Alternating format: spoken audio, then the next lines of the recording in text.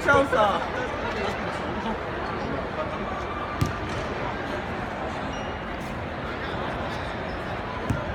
I think we're starting to get most everybody in the lower bowl now.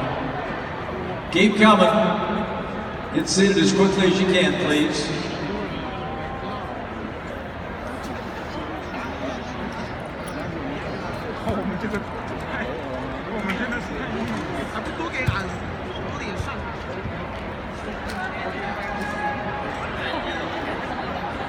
All right, well, we want to get started here.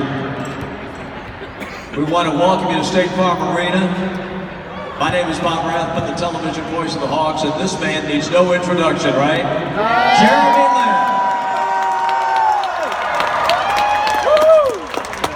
Lin. And Jeremy, I just want to take a few minutes here of your time to these folks, you know, so excited to have you as a Hawk and in our community here in Atlanta.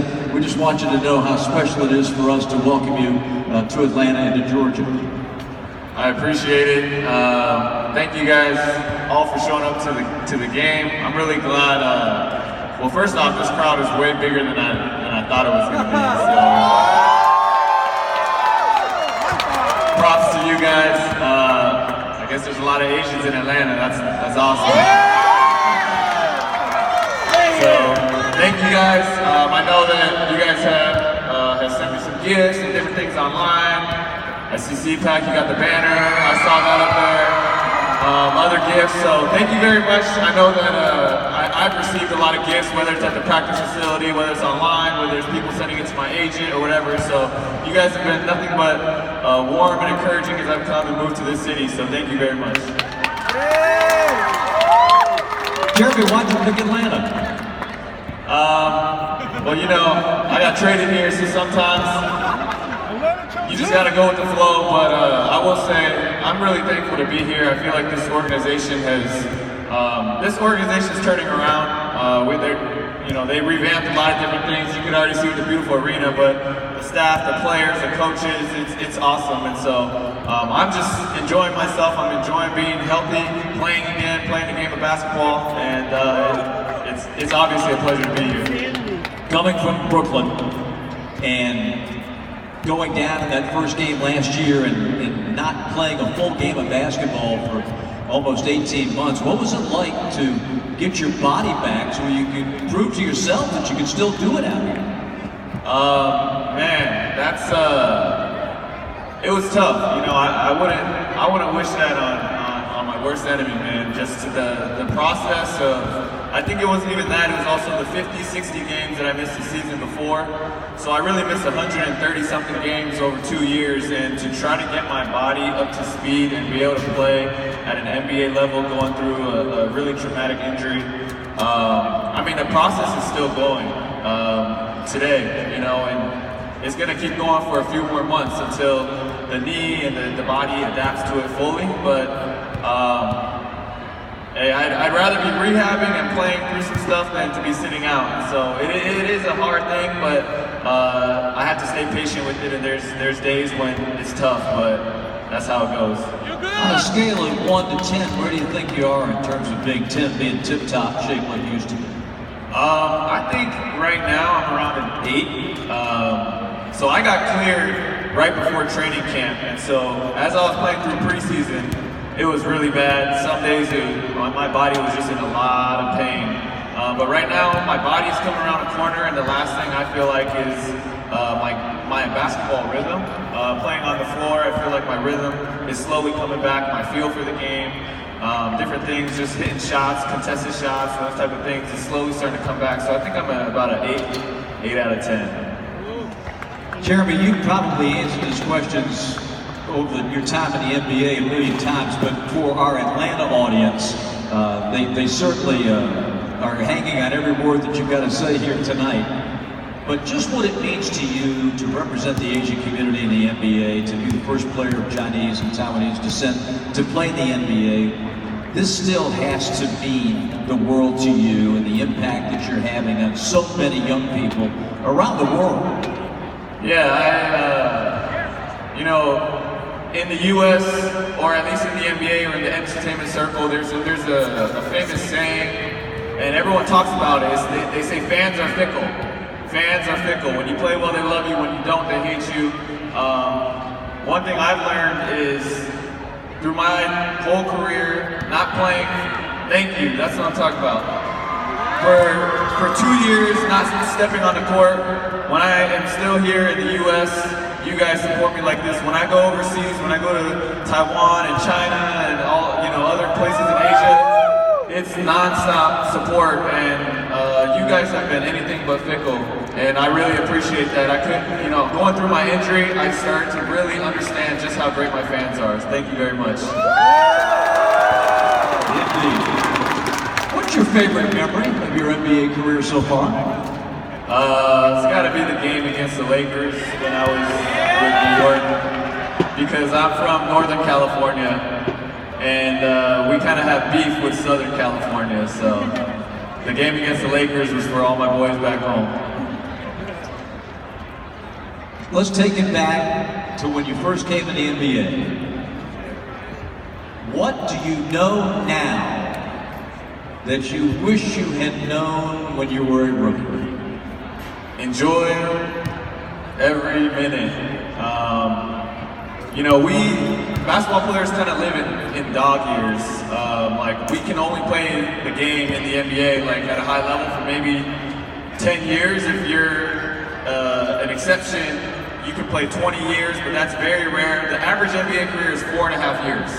And so you really only have, on average, 4.5 years to play in the NBA. And so I wish, if I could tell myself anything, it would be to really, really, really enjoy every moment. Even the tough moments. There's beauty in the struggle, and you have to find joy every step of your journey. And I wish I did that more when I was younger, because I'm a really ambitious guy. So I was so focused on what I didn't have and what I wanted to achieve, but I couldn't always enjoy just being in the NBA, being whatever age I was, 22, 23, 24, playing on the team I was playing on. I wish I had told myself that earlier. And ladies and gentlemen, he is a man of his word, because here a couple of nights ago, we got just blown out by Sacramento. And in the locker room, Jeremy spoke to the team, and you gave the team pretty much that message. Yeah, I gave him that message as it tied into the team and kind of the things that. But look, we have great players, as you saw tonight. We have great coaching staff, and when we are together and when we are a unit, we can win a lot of games, we can surprise a lot of people, and hopefully we make you proud this season as we continue to try to scrap out some wins like we did tonight. How many young basketball players, just raise your hand, how many young basketball players do we have in the audience? I don't see, hey, some of you guys, no offense, some of you guys are not young basketball players. Well, young at heart basketball players, how about that? There we go, we got some right there. Love it. But to the youngsters, what advice would you give? The first thing I said, my advice to my younger self, enjoy every moment, for sure. That's the first one. The second one is work on your weaknesses. A lot of people, if they're great shooters, they want to shoot. But you got to work on driving, you got to work on different things. And I think, when you're young, you have a chance to learn at a much more rapid speed than you do when you get to like my age. Like when I was 10, 15 years old, like my ability to absorb and change habits is so much easier than when I'm, in my 20s or 30s. Like, while you have the opportunity, continue to work on your weaknesses, and it'll pay huge dividends in the long run. That's awesome. How have you been able to express your faith while playing in the NBA? I think for me, people always used to describe faith as like a bucket. Like you have basketball, family, faith. I don't really see it like that. I kind of see faith as an umbrella, and every other bucket falls underneath it. So you have your faith, but your faith touches the way that you live as in regards to your family, your job, your whatever, schoolwork, your anything. And so for me, it's all about being authentic. I don't try to tell people I'm something that I'm not. I try to live by that every day, and I also know I'm very imperfect, and I'm okay with that. and I'm gonna make a lot of mistakes. I'm gonna be hypocritical at times, but I really try my best to be authentic, and I think people can respect that. The people that know me well, my teammates, I think they won't say I'm perfect, but they'll say that I try my best to be who I said I was. And you live it daily. That's why I think your fans are so proud of you. A lot of young people are thinking, of course, about school.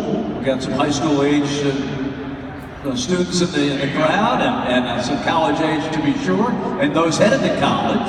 You, of course, sir, in the ivy-covered walls of Harvard back in the day. Oh, yeah, we got Harvard. I like it. Tell us about the college experience and maybe some words of advice in that regard. My Harvard experience was tough because I was used to being able to get A's in high school and middle school, and then I got to Harvard and I realized it's not happening.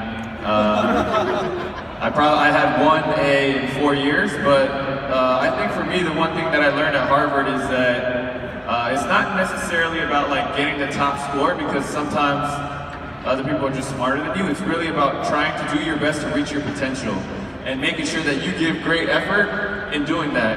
And so, you know, it's like a talent standpoint, right? Like if you step on the court with an NBA player, you just don't have that same amount of talent. And that's kind of how it was for me academically, is I didn't have the same amount of talent as a lot of these other Harvard kids, but I just did my best, tried my best, and my GPA went up every single year, and by my senior year, I felt like I was able to really come into my own as a student, and I mean, that's going to be so valuable. Even when I retire from the game of basketball, I'll always have that education to fall back on. So when you're young, and you think you want to just play video games or play sports or whatever, like at some point, you're going to need that education, so never skip out on that schoolwork. It's really, really important.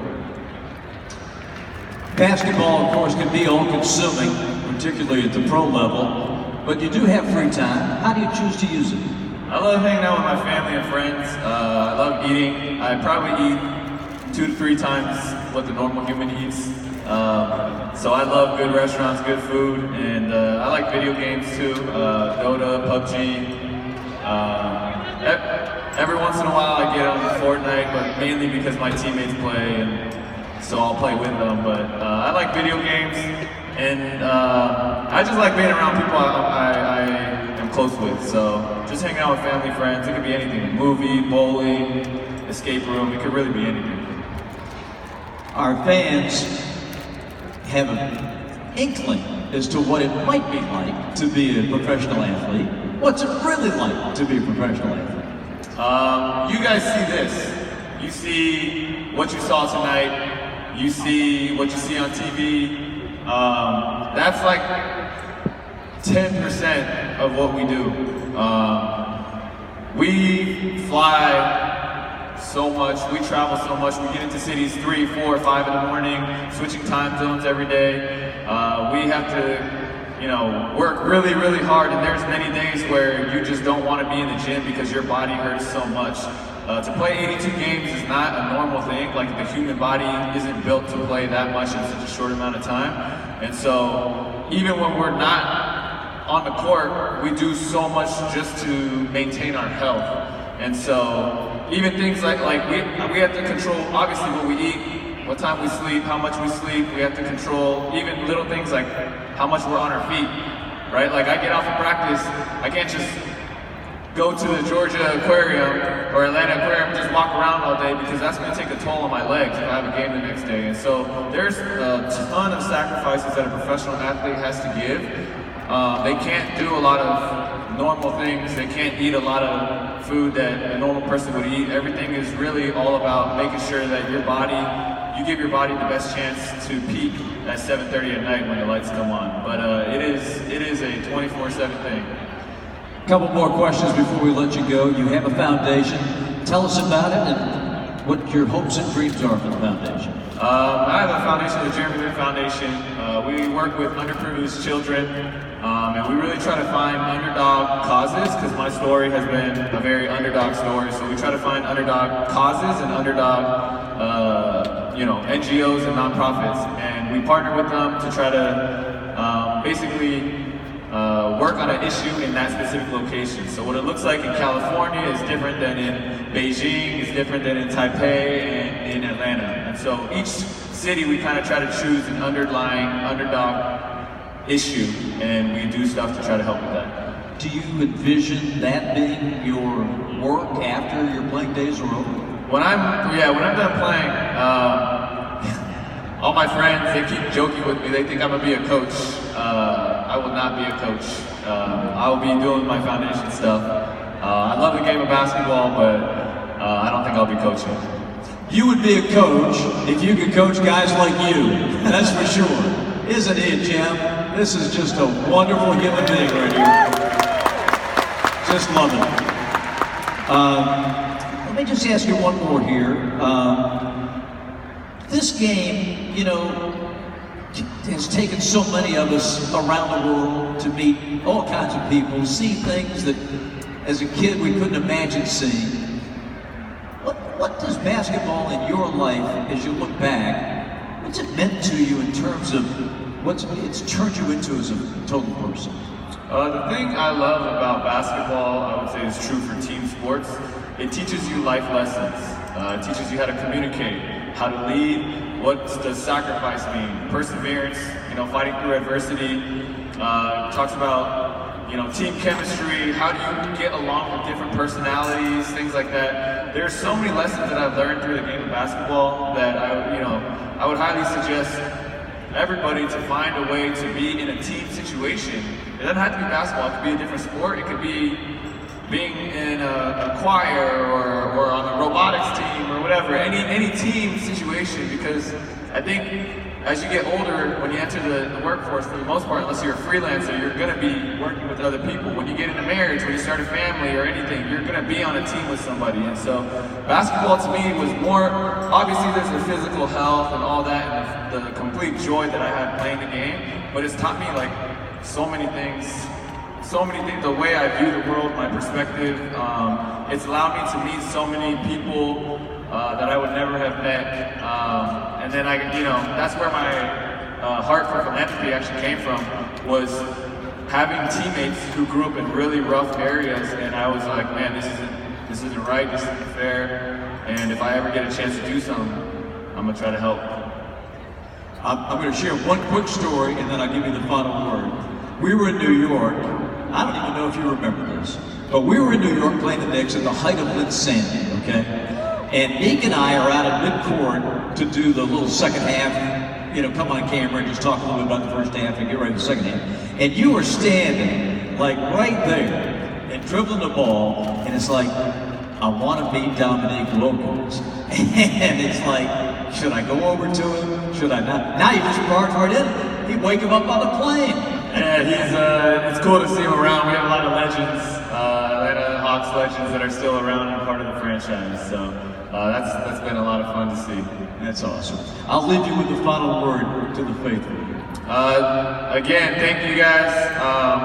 It's Saturday, right? Saturday night. You guys taking the time. You guys taking your money to come, buy tickets, come to the game. I don't want this to be like a cliche thing where I'm genuinely thankful, you guys. I love seeing all the support that I have. I'm going to work really, really hard as I come back from this injury. And hopefully as the season goes on, I'm going to just keep getting better and better and getting back closer and closer to my old self. And hopefully I made you guys proud. Thank you so much for taking the time. Have a great night. Jeremy Lin. We're going to do a picture, okay? Can you not sit in front of Okay.